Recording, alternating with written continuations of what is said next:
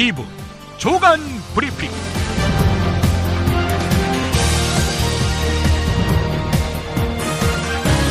(2016년 5월 12일) 목요일입니다.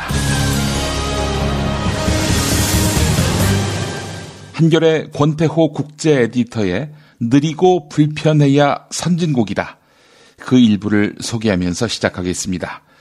대림산업은 1988년 이란 칸간 가스 정제 공장 건설 공사를 진행하다가 이라크 전투기의 공격을 받아 직원 13명이 숨지고 52명이 다치는 참사를 겪었다.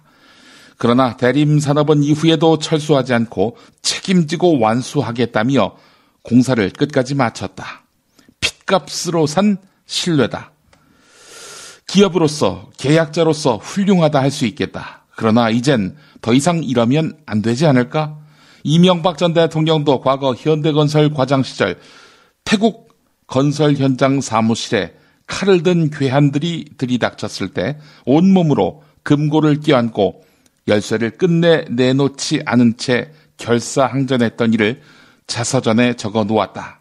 그러나 그 자신도 한 인터뷰에서 지금 생각하면 열쇠를 내주는 게 맞지, 미련 떤 거지 라고 말했다. 몇 년 전 미국에선 한 햄버거 가게에 들어온 강도를 격투 끝에 물리친 종업원에 대해 본사가 회사 규정을 어겼다면서 해고했다. 그런 상황이 닥칠 때 종업원 규정은 안전에 최우선을 두고 절대 맞대응하지 말아야 하는 것인데 이를 위반했다는 것이다. 미국에서는 스쿨버스가 정류장에 서면 그 뒤에 오는 모든 자동차는 서행이 아니라 그 자리에 멈춰 서야 한다. 스쿨버스를 앞질러 가면 벌금을 물게 되는데 벌금이 아니어도 이를 무시하는 몰지각한 사람은 거의 없다. 최근 우리를 우울하게 하는 가습기 살균제, 그 이전 세월호 등은 자본의 탐욕이 직접적인 원인이지만 그보다 앞서서 자본 세력이 돈을 위해 소비자의 위험을 감수하려는 것을 제대로 제어하지 못하는 정부, 국가의 부재, 이런 것이 근본적인 원인일 것이다. 가습기 살균제 사고는 세계에서 유일하게 한국에서만 일어났다. 네, 광고 듣고 시작하겠습니다. 중고차 거래하면 일이 술술 잘 풀리는 조광래 중고차 1800-9538 고맙습니다. 건강식품의 지존 전복을 택한다면 100% 완도에서 잡은 와우 전복. 네이버에서 와우 전복을 찾으세요. 010-2443-0818. 노력한 만큼 내어주는 자연, 그 자연의 마음을 알기에 정성농장 홍삼. 검색창에서 정성농장 홍삼을 검색해주세요. 010-9754-6972. 술술 풀리고 간장과 신장을 보호해 숙취를 완전히 제압합니다. 80%에 육박하는 재구매율, 술술 풀리고. 네이버 다음에서 고려생활건강 술술 풀리고를 검색하세요. 정말 맛있다. 이 말 한마디면 모든 게 설명됩니다. 30년 전통 자연의 이로움을 담은 김치, 이담채 김치. 1544-4586 1544-4586. 높은 실업률 이야기입니다. 지난달 청년, 그러니까 15살에서 29살 실업률이 4월 기준으로 역대 최고치를 기록했습니다. 지난 2월부터 석 달 연속 두 자릿수 실업률이지요. 또한 1992년 통계 기준을 변경한 이후 4월 기준으로는 역대 최고치입니다. 국민일보를 비롯한 거의 모든 신문이 이 이슈를 다루고 있는데요. 정부는 노동개혁만 되면 해결된다 이렇게 말하고 있는데 비정규직이 늘고 해고자를 양산하는 그 법이 노동 안정을 허락한다? 넌센스입니다. 이번은 40대 취업률을 짚은 경향신문 기사입니다. 지난달 40대 취업자가 5만 2천 명 줄어들면서 4월 기준 감소폭이 1991년 이후 25년 만에 최대를 기록했습니다. 수출이 줄어들고 금융산업 부진이 계속되면서 제조업과 금융업에서 잇따라 명예퇴직과 정리해고를 한 것이 주요 원인입니다. 줄어든 40대 취업자 5만 2천 명 가운데 83%는 전통적으로 가장일 남성 아니겠습니까? 그 수만 4만 3천 명입니다. 남자만 괴로운 게 아닙니다. 여성도 마찬가지입니다. 서울신문을 보겠습니다.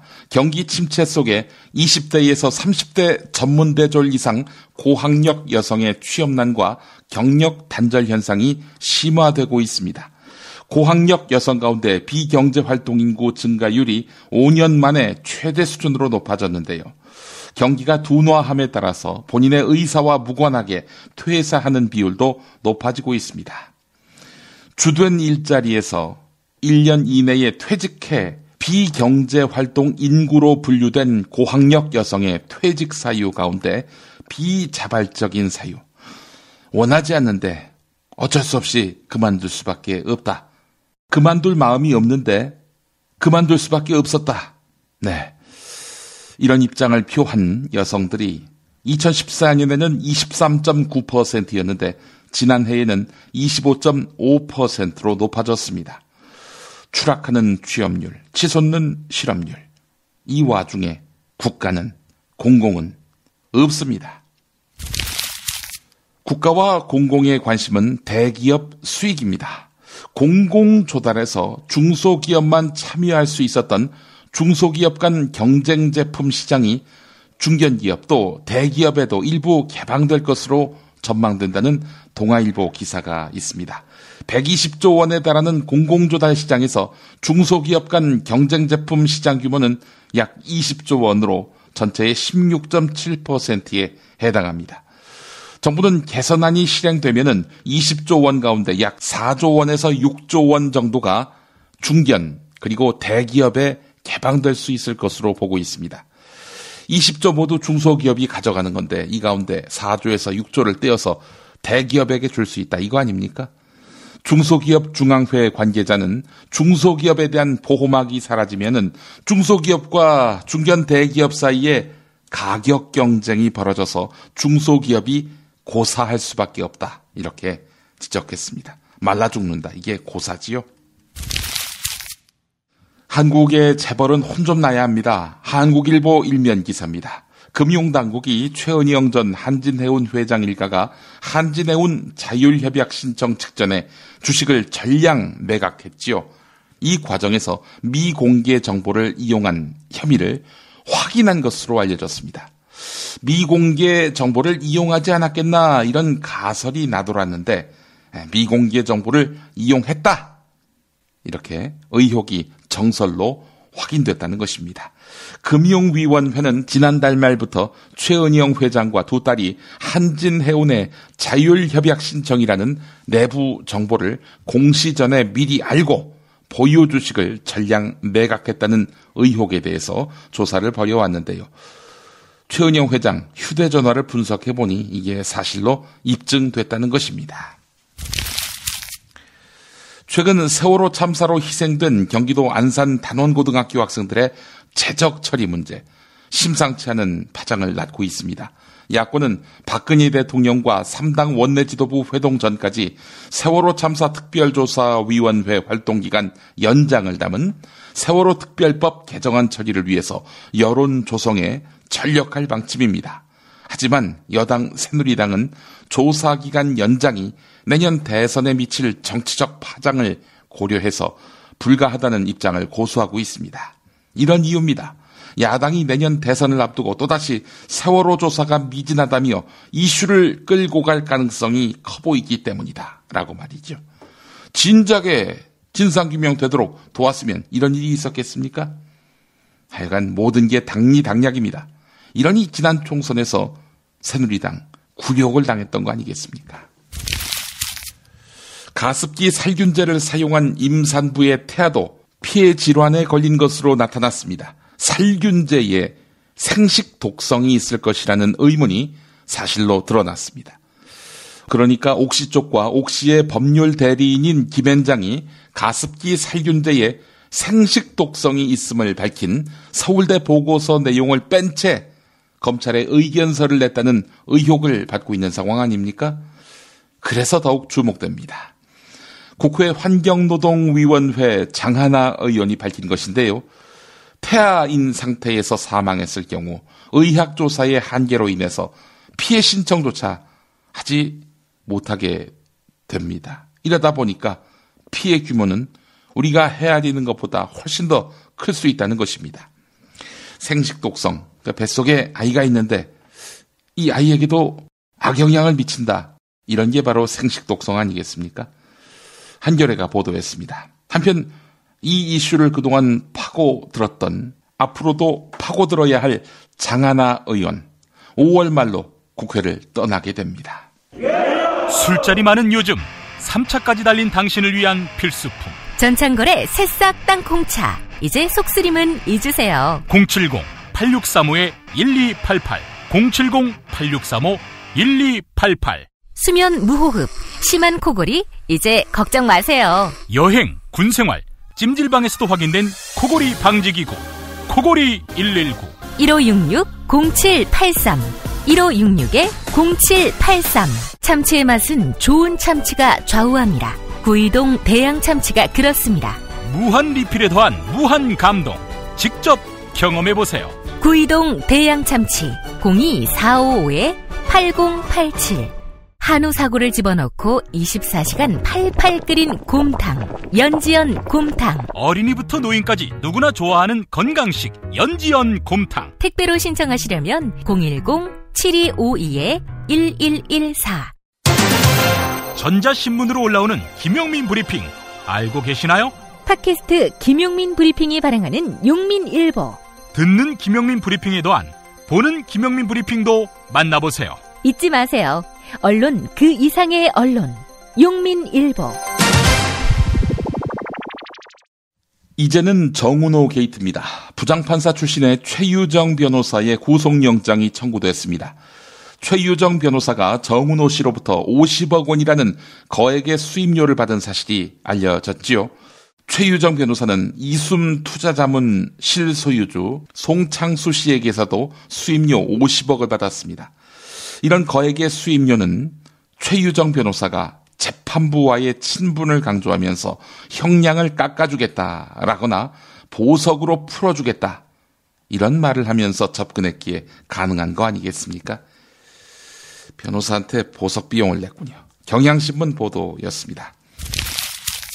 서울신문에는 최유정 변호사가 수임료 가운데 일부를 현금으로 받고 이걸 은행이 아닌 사무실 금고에 보관해왔다는 내부의 증언이 나왔다는 보도가 있습니다.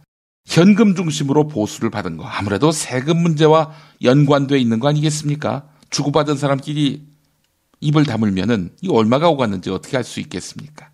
한편 법관 시절 최유정 변호사와 함께 일했던 판사들, 최유정 변호사의 혐의점에 대해서 믿을 수 없다는 반응을 보이고 있다고 합니다. 최유정 변호사가 대법원에서 조사심의관을 지낼 정도로 법원 내에서 인정을 받았고 평소 다정다감한 성격으로 주변의 평도 아주 좋았다, 이렇게 말했는데요. 최유정 변호사 2006년 법원 문예상 대상을 수상하기도 했습니다. 최유정 변호사에 이어서 이번엔 홍만표 변호사 이야기입니다. 김용민의 조간브리핑 지난 토요일 김프로이드에서 예견한 대로 홍만표 변호사 곧 검찰에 소환될 것으로 보입니다. 검찰은 홍만표 변호사가 정운호 대표 사건을 수임해서 탈세한 것이 있는지, 수임료 가운데 일부가 판사나 검사들에 대한 로비용으로 쓰였는지 확인할 방침인 것으로 알려졌는데요. 이미 검찰 상당 부분 증거를 축적해뒀다고 하지요. 동아일보 보도였습니다. 조선일보 사설입니다. 변호사 1년 수입 91억, 전관 예우 없이 가능했겠나. 네, 홍만표 변호사 이야기입니다. 2014년 안대희 총리 후보자가 과다한 수임료 논란으로 사퇴했을 때는 대법관 퇴임 후 5달 동안 16억 원을 수임료로 벌었다는 것이 문제가 됐다. 홍만표 변호사 수임료는 차원을 달리할 정도로 많은 액수다. 몇만 원 하는 변호사협회 회비도 못 낼 정도인 수많은 변호사는 홍만표 변호사의 수입을 전관 예우덕으로 보고 있을 것이다. 하시는 대로 홍만표 변호사 검찰 요직을 지냈죠? 계속 사설 읽어보겠습니다. 세간에는 정은호 씨가 처음 300억대 상습 도박 혐의에 대해서 무혐의 처분을 받았고 검찰이 항소심에서 그에 대한 구형량을 줄여준 것도 홍만표 변호사의 전관으로서의 영향력 때문이었을 수 있다는 의혹이 있다. 이 의혹이 사실로 확인된다면 국가사법제도의 신뢰를 허물어뜨린 또 한 차례의 사법 스캔들로 기록될 것이다. 검찰은 의혹의 정체를 반드시 밝혀야 한다. 이런 내용입니다. 전관, 예우. 판사 검사를 지낸 변호사가 수임료를 쓸어 담는 이런 현실, 굉장히 구조적인 문제라는 이야기가 나옵니다. 세계일보는 김앤장에 눈을 돌립니다. 지난해 5월 현대 오일뱅크는 5년여에 걸친 법정 공방 끝에 액화 석유가스 LPG 가격 담합 혐의를 벗었습니다. 한 달 앞서서 프루덴셜 생명보험도 오랜 송사 끝에 변액보험 수수료율 담합 사건의 족수에 의해서 풀려났습니다. 두 사건의 기업 측 법률 대리인이 바로 김앤장이라는 것이죠. 김앤장의 엄호 속에 승리한 기업들은 환호했지만 경제검찰이라 할 수 있는 공정거래위원회는 과징금 원금에다가 이자까지 돌려주면서 체면을 구겼습니다. 수십억에서 수백억대 과징금이 걸려 있어서 노다지로 불리는 공정거래법 사건에서 김앤장의 독식 현상 당연히 뒤따를 수밖에 없겠죠. 세계일보가 최근 3년 동안 대법원에서 확정 판결로 공정거래위원회가 패소한 33건의 재판에 대한 기업 측 법률 대리인을 분석해봤더니 김앤장이 15건, 즉 46%로 가장 많았고요. 그 다음으로 태평양, 율촌, 화우순이었다는 것입니다. 김앤장의 위력은 공정거래 분야 전문성도 있지만 이들이 영입한 공정거래위원회 출신 전관들의 영향력과 무관하지 않다는 지적이 많습니다. 앞서서는 판검사 전관 이야기를 했는데요. 10대 로펌의 담당 변호사, 고문 전문위원으로 근무하는 공정거래위원회 퇴직자 또는 자문위원 출신이 무려 63명이라고 합니다. 세월호를 계기로 해서 전관예우 박살내겠다고 한 박근혜의 정부 아닙니까? 당시에 누가 그 말을 믿었겠나 싶습니다. 조선일보는 자기들 이익, 또 대기업 이익, 그리고 자기 편 정부의 이익을 위해서 기사를 쓸 때 항상 약자의 입을 빌립니다. 김영란법을 무력화하기 위해서 조선일보는 이번엔 전남 영광군 법성포에서 30년 넘게 굴비 가게를 운영하는 최유심 씨와 경기도 과천에서 10년째 난을 팔고 있는 장우진 씨 입을 빌렸습니다. 오는 9월에 시행되는 김영란법의 구체적인 시행 기준이 나오면서 식사 3만 원, 선물 5만 원, 경조사비 10만 원으로 공직자, 사립학교 교직원, 언론인 등이 받을 수 있는 선물 비용을 제한했는데 적용 대상자가 약 300만 명에 달하기 때문에 선물이나 경조사와 관련한 산업에 종사하는 사람들이 판매 위축을 우려하고 있다는 것입니다. 이 내용이 조선일보 1면에 실렸습니다. 어제 매일경제는 지옥으로 가는 길이라면서 김영란법에 대해서 강도 높게 성토했습니다. 여야 3당 지도부가 부정확한 선거 여론조사의 피해를 막기 위해서 20대 국회에서 공직선거법 개정을 추진하겠다고 밝혔습니다. 더불어민주당 우상호 원내대표가 중앙일보 기자에게 신뢰도가 낮은 여론조사 결과는 공표를 금지하는 내용이 포함된 선거법 개정을 추진하겠다 이렇게 밝혔는데요. 중앙선거관리위원회 산하의 선거 여론조사 공정심의위원회에 따르면 20대 총선 여론조사에서 신뢰도와 품질을 결정하는 평균 응답률은 8.9%입니다. 10%에도 못 미치는 것이죠. 고작 8.9%의 응답률로 나온 여론조사를 보고 이게 여론이다 라고 말해왔던 것입니다. 통계학자들이 권장하는 평균 응답률 20%는 돼야 한다는 것입니다. 미국은 여론조사협회에서 자율적으로 응답률이 30%가 넘지 못하면 쓰레기통에 버리도록 하고 있습니다. 정부가 추진하는 지방 재정 개편안에 반발하고 있는 이재명 성남시장을 비롯한 경기도 지방자치단체장들이 공동 기자회견을 열었습니다. 개편안 추진을 중단하라 이렇게 촉구했는데요. 개편안이 시행되면은 6개 시는 모두 8천억 이상의 예산이 줄어들게 돼서 재정 파탄 상태가 될 것이다 이렇게 주장했는데요. 남경필 경기도지사도 정부의 지방재정 개편안은 윗도를 빼서 아랫도를 괴는 것이다 이렇게 강도 높게 비판했습니다. 문제는 뭐냐? 앞서 행정자치부는 2018년부터 시군세인 법인 지방소득세의 50% 내외를 도세로 전환을 해서 경기도세로 전환해서 시군에 재분배하고 조정교부금 즉 광역단체가 자신이 확보한 취득 등록세 등 재원의 일부를 떼서 일선 기초자치단체에 지원해주는 돈 배분 방식을 내놓은 것입니다. 재정이 열악한 시군에게 유리하게 변경하는 지방재정개혁 방안이긴 한데 큰 도시 세금 수입이 많은 기초단체의 돈을 빼앗아서 돈 없는 시군에다가 분배한다 이런 거 아니겠습니까? 이건 결국 이재명 성남시장의 무상복지를 무력화하려는 의도가 확실해 보입니다. 한겨레 보도였습니다. 드러난 현상만이 아니라 뉴스의 흐름, 의도까지 짚어드리겠습니다. 매일 종합일간지 주요 기사와 칼럼을 전해드리는 시간. 김용민의 조간 브리핑. 월요일부터 토요일까지 여러분의 뉴스 보좌관 김용민이 함께합니다.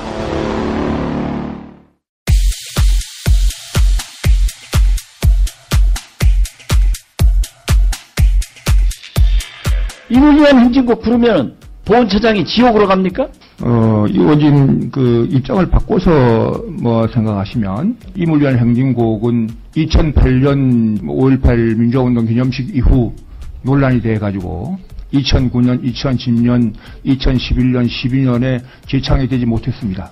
예. 그러면 거기에는 그럴 만한 이유가 있을 거 아닙니까? 우리 민주당에서 네. 해임을 건의하는데 네. 국무위원이 아니잖아요. 보훈처장은 예, 아닙니다. 예. 해임 건의 대상이 아닙니다. 예. 아니죠. 예. 그래서 방법이 없다 이거죠. 웃지 마라! 보훈처장. 예. 국회의원이 질문하는데 조롱하듯 웃어요? 보훈처장이라고. 그따위가 어딨어?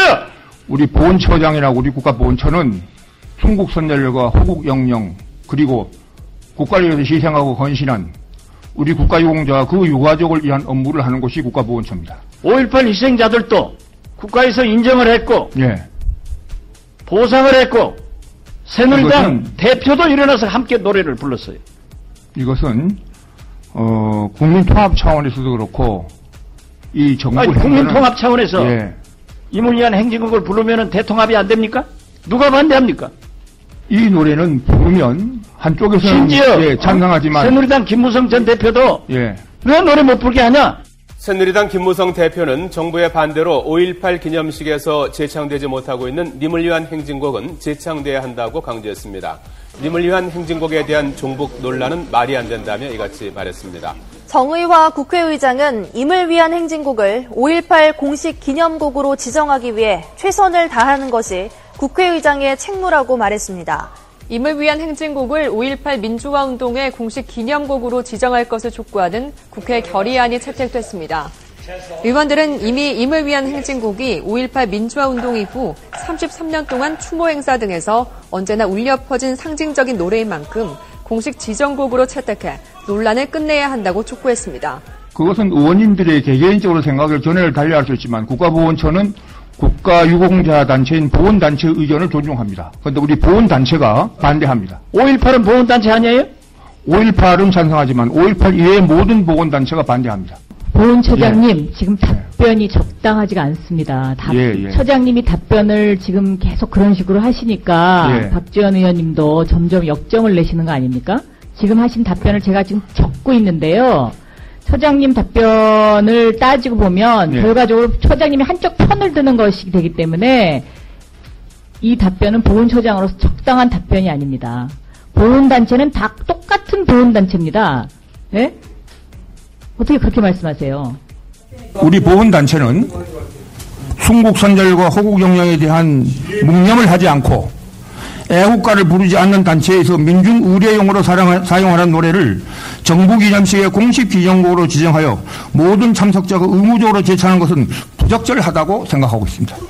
다시 종합해서 말하면 이런 뜻입니다. 이게 제창을 하지 못하는 근본적인 배경에는 특정 단체나 세력이 이 노래를 애국가 대신에 부르기 때문에 그렇습니다. 그렇게 소신이 사퇴 요구에는 이겁니다. 다시는 잘못할 게 없다고 반박했습니다.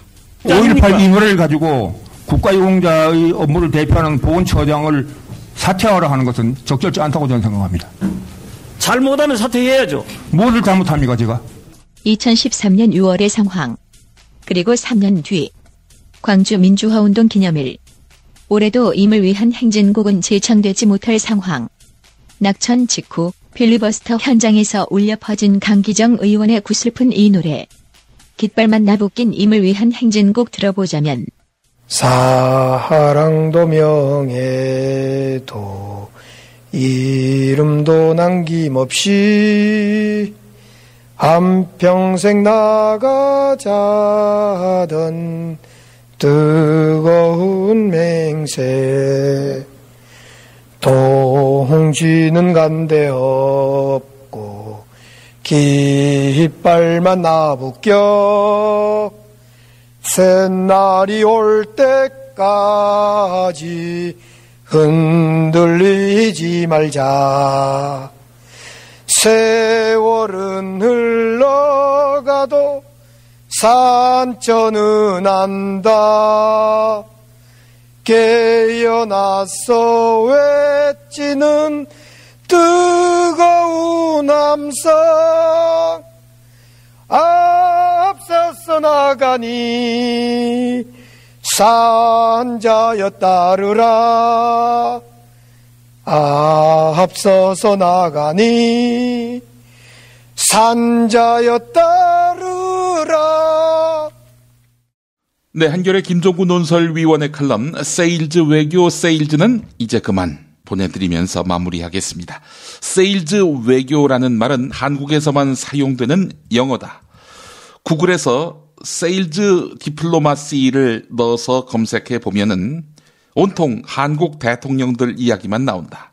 세일즈 외교의 허상은 재계 인사들이 대통령의 정상회담 수행 경제사절단 참여를 꺼리는 데서도 단적으로 드러난다.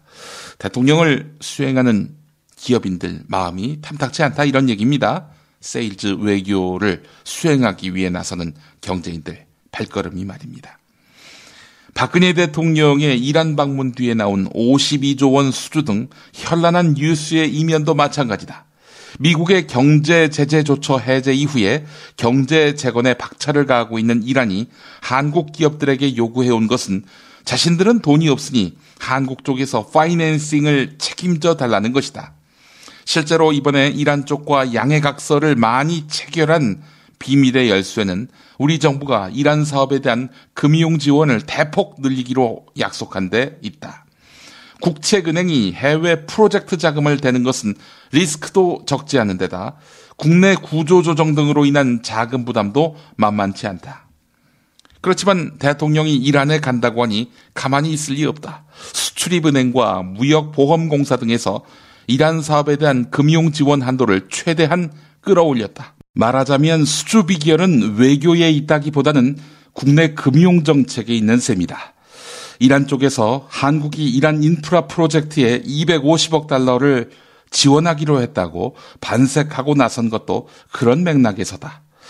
이런 측면을 은근슬쩍 감춘 채 마치 박근혜 대통령이 외교적 수완을 발휘해서 수주를 따낸 것처럼 포장하는 것은 일종의 사기극이다.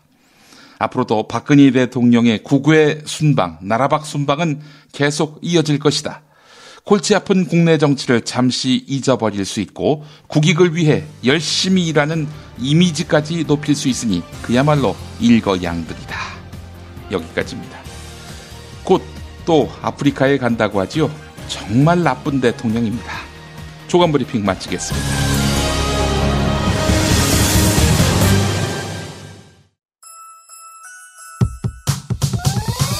이번 방송 괜찮았나요?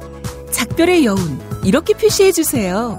다운로드하기, 댓글 달기, 구독하기, 별점 주기. 더 좋은 방송 만들어달라는 약속 이렇게 응원해주세요. 다운로드하기, 댓글 달기, 구독하기, 별점 주기. 기억하셨죠? 다운로드하기, 댓글 달기, 구독하기, 별점 주기.